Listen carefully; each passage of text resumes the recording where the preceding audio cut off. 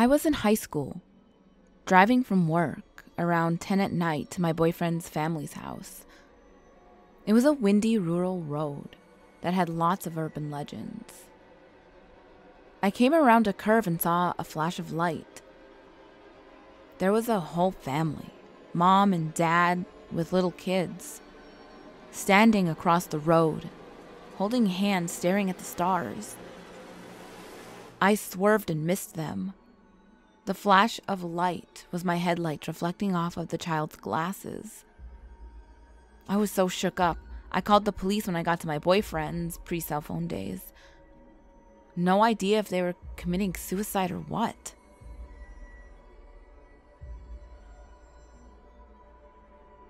Driving back from my dad's late one night, I was only about 10 minutes into an hour's drive and I felt something touch my head.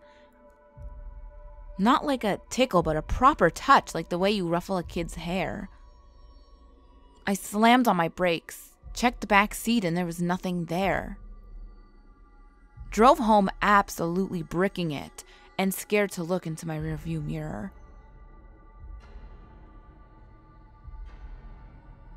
One time, I was driving from Pittsburgh, where I went to school, back home to visit my family in Maryland.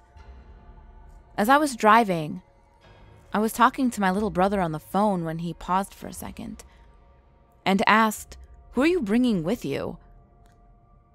I told him it was just me and asked him why. He says, "'Cause I hear a little girl laughing from your end of the line." It was like 2 a.m. when this took place, and that was the longest 3-hour trip of my life. I've had a few run-ins with this little girl, one before this event and after. But the fact that I was basically trapped in a car for a few hours made it pretty unnerving. I was driving through a deserted town and a ghost lady appeared in my car and started screaming and scratching me. I hit the gas all the way until I got out of the town. Once I got out of the town, she started getting a lot weaker and disappeared after a couple of seconds. I had to go to the hospital because I was bleeding so much. I was afraid to tell them what actually happened for fear they might think I was psychotic and not let me leave, so I just said I couldn't tell them, and no, I didn't want to file a police report. I'm pretty sure they thought it was a person that I was afraid to rat out.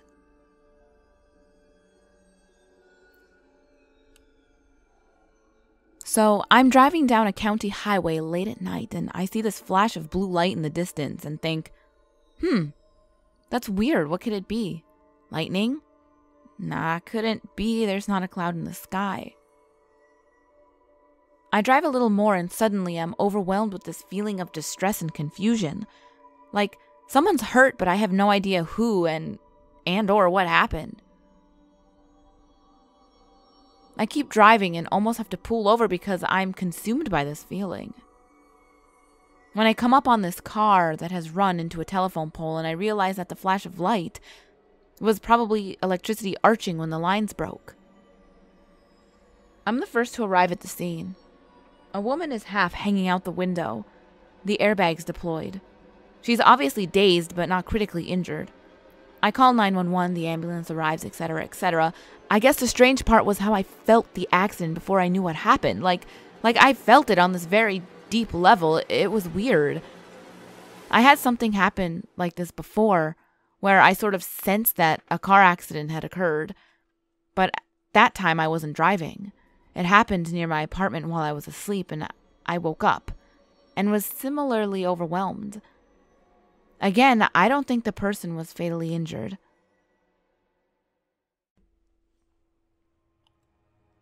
Several years ago, I was driving home from a weekend camping trip. It was a very curvy, very tight and winding road. I've driven this road quite a bit in the past, so I'm a regular camper in the area. It's very much worth noting that this road doesn't intersect any other roads for about 18 miles. There are only very narrow turnouts on the side of the road to allow for fast traffic to pass. So I'm driving along, No drugs in my system, but nicotine. Seemingly out of nowhere, a black Cadillac with heavily tinted windows comes up on me at high speed. He's right up my ass, so I pulled off the road to let him pass me. No biggie. As soon as I gotten back up to the speed limit, an identical vehicle is up my ass again. I'm now slightly annoyed, but not scared in any way. I pull over and let the driver pass me again. Then continue on my way, and guess what happens next? Yep, the same car coming up on me again and again and again and again. It happened 6 times total. Unfortunately, there were no identifying markers on the vehicle, and I was unable to read the plates because, well, I didn't want to fly off the mountainside while looking over.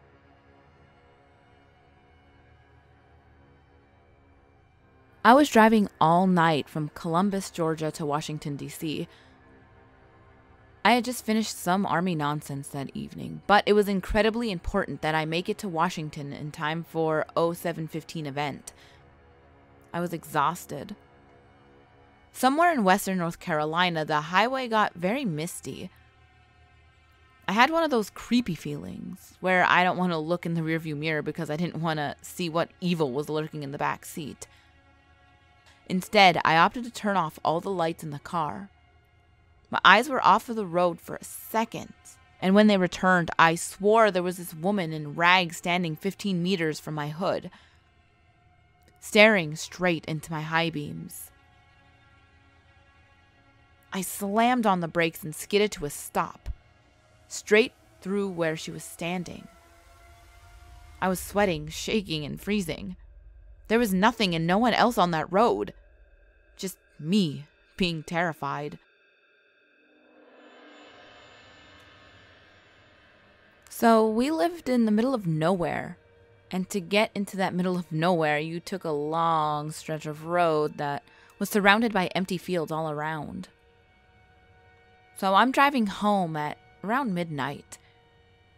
And I crest this hill that takes you onto one of the larger flat stretches, and in the farthest reach of my headlights is this guy without a shirt on standing on the other side of the road. At that moment, I'd say we were about 20 miles from town and another 10 from where anyone lived. I screamed as I passed him and soon lost him in the darkness behind me. There were no cars on that side of the road to hint that he had broken down or anything. I didn't see anything else the entire drive home, so it was probably one of the scariest things that's happened to me while living out there. And I've seen some shit, so that's saying something.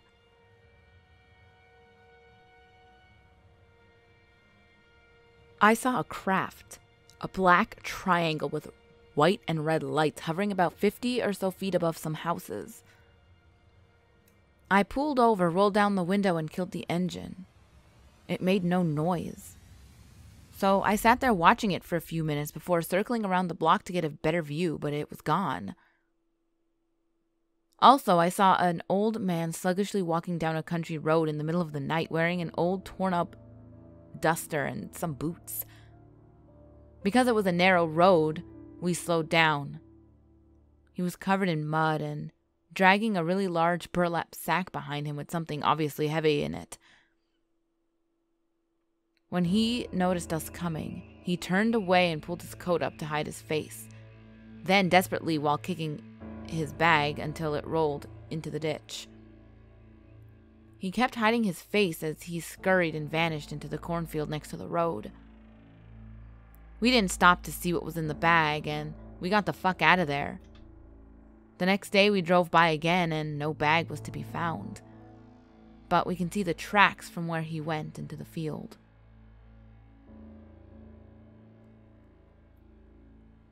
My friends and I were out one night in town and were heading back to his house. There was a railroad track in between town and his house, and when we got to it, there was this car coming across, going the opposite direction we were. We all had our windows down, and my one buddy got the bright ideas to scream, "Hey!" at the car as we passed them. Well, we continued, not thinking anything of it. A few seconds later, we seen car lights behind us, and they were coming up fast. They were close enough for us to notice it was the car we had passed and screamed at. We tried not to think anything of it, but every time we would turn around, they would too. We eventually got to a stop sign after we had passed his house. We refused to stop at this point. And we put our blinker on to go right. They did as well. We turned left and they did too. At this point, we were just worried. We had screamed at the wrong person and they were actually just really pissed off. We took another turn down a long straightway road and hauled ass. We eventually started breaking away from the car and honestly looked like it just stopped in the road. We sped all the way down the road and planned to take the long way back to his house. We went to turn on his road to get back to his house and ended up passing the exact same car. We had seen their brake lights as if they were going to stop and turn around. So as soon as we passed them, I drove as fast as I could to get to his house and ended up actually parking behind his house. We all got out of the car and hid behind the house. Just a few seconds later, we see the car drive by. And he just kept going. We were probably overreacting about the whole situation, but I sure as hell wasn't going to stop and see what that guy's motives were.